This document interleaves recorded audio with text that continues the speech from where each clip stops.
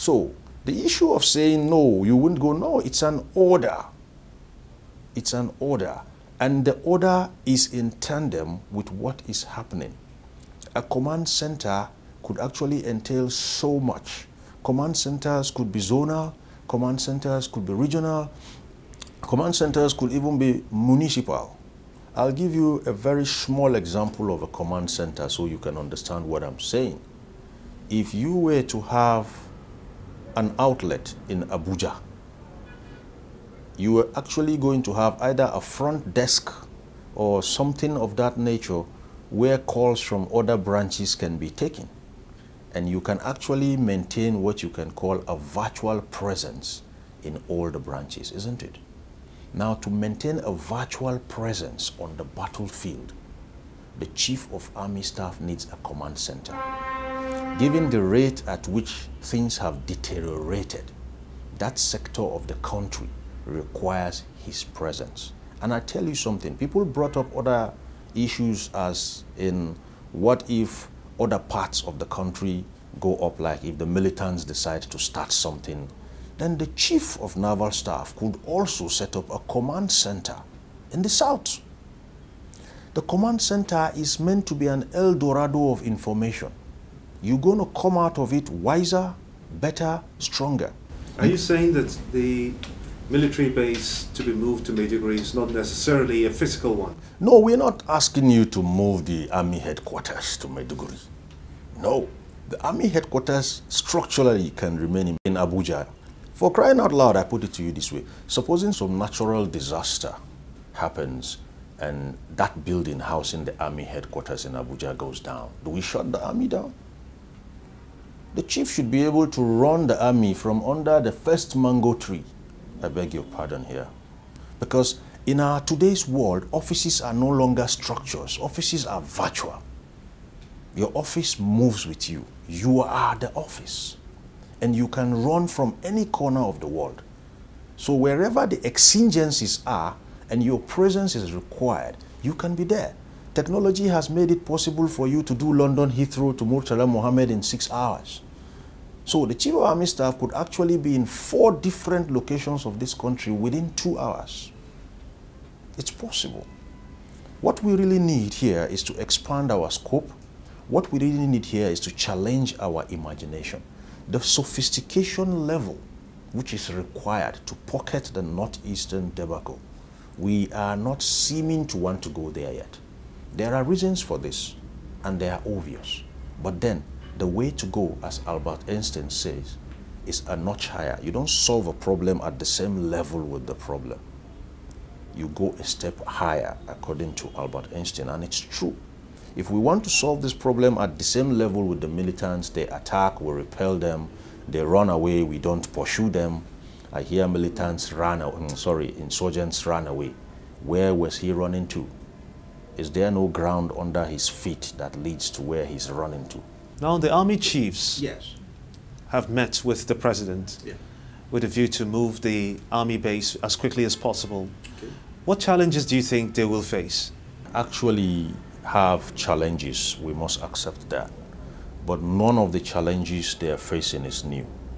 Talking about speed, if they could actually turn Maiduguri around in 6 weeks, then I think they should be able to move and set that command center up in 6 weeks. When you look at the entire gamut of our security challenges, acts of insecurity or acts of violence and crime that make us generally feel insecure, you wouldn't be seeing it by just looking at the problems. Those things you see are actually symptoms that tell you something is wrong somewhere. And if you look at them at their sheer numbers, you wouldn't be able to plug that one loophole that causes them. I'll tell you what I mean. You see, we have the Northeast, we have armed robberies, but let's start with the South, where you have fuel bunkering. The question we want to ask is, for how many years in Nigeria has the law on sabotage been laid to rest? Getting to 30 years. When you see a crime trend occurring frequently, when you see a crime trend becoming so lucrative and viral, it means it is possible. It means it is possible. Anything you see human beings do is humanly possible. What have we done to the laws on economic sabotage? If there were stringent laws on economic sabotage, globally, economic sabotage or sabotage in any form comes with either a death penalty or a life sentence. If those laws were alive and well today, some of these, do I call them past times of criminals like oil brokering, wouldn't be lucrative anymore. With all due respect, take Indonesia, you cannot stop people from pushing or trafficking drugs. But Indonesia has just made a statement that we can stop you from coming to our country. What we do in the Northeast and how we do it makes a statement that will either embolden or deter people within and outside this country who may want to exploit our weaknesses to create havoc. The statement we make in the Northeast, how our army goes about it, the footwork, the panache, the expertise, the levels of sophistication will actually make a national statement of just what our armed forces are up to or not up to. And don't forget, there are other countries also sitting down and watching. So if we don't handle the Northeast properly, we risk having our eyes poked by people whom we wouldn't have imagined should have had the audacity to do it 10 years ago.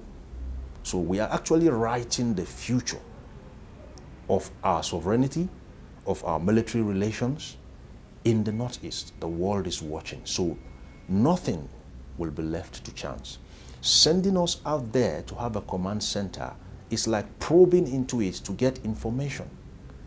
The rich feedback you get from your command center will impact your logistics capabilities, will impact your training capabilities, will impact your medical capabilities, will impact your security and networking communications capabilities. You are going to be seeing a lot of things. The difference between now and when the command center is up and running is the command center can measure things and aggregate some kind of empirical figures to them. If you don't measure anything, you cannot control it. So the chief can actually walk into his command center 24/7, any time of the day or year, and he's going to be giving at a glance, on time, real time, what is happening on ground.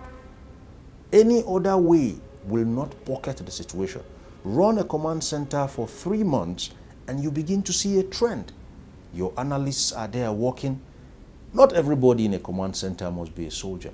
You could bring statistics specialists, you could bring data mining specialists, you could even bring as many different risk analysis options. I have one, I use Cobra. It's called Concise, Objective, Bifunctional Risk Analysis, Cobra. And I just feed in my data based on what is happening in the country and I let Cobra do the work. And he comes out and advises me, you may want to look at this, you may want to look at that. This is going down, that is going, that's it. That's the sophistication that is required to rout the insurgents. And we mustn't shy away from it. I know we tend to shy away from intellectual rigor, but then we are in the age of intellectual rigor. Pretty interesting views from the captain there, but we're going to go on a short break now. When we come back, we'll still be speaking to the captain on more pressing issues that the military will face in their move to Maiduguri. Stay with us.